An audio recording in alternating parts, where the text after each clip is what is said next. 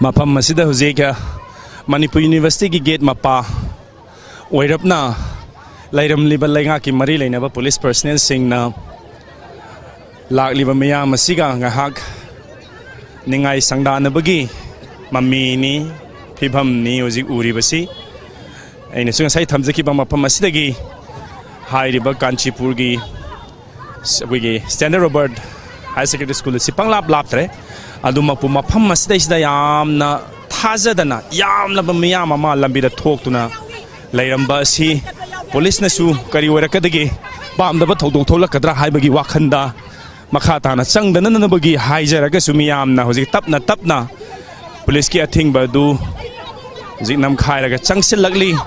lairam liba miyam sina hairibasi lai khidribasi akhoi su isani aigi su isa mahai masing tamli aigi su isa asiguma phibamda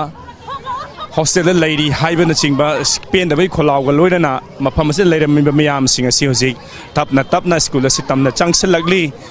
hojik yamna precarious oiba yamna ke sensitive oiba issue ama hojik yamna volatile oiba situation am da lakra haibaduni hojik hangba yari basi mafam se lairam mi yamna miyam asina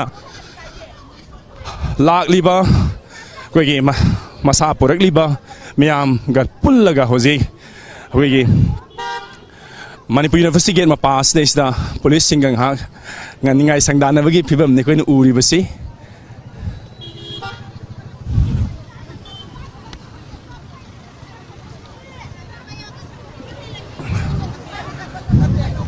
sangdana na ba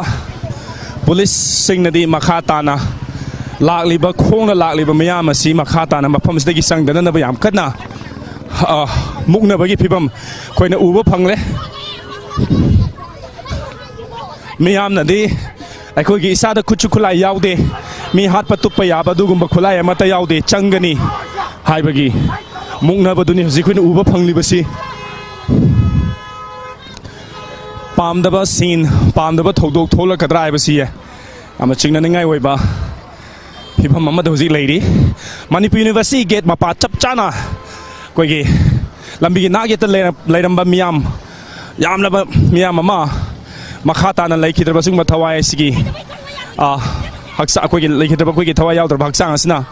lakpa lambi sida leiramba koigi miyamna thawai yaodraba haksang asigi matung inana koigi sangsilangna na ba honarakpagi achauba dum mukna bi phibam mama loilena na lakliba miyamna su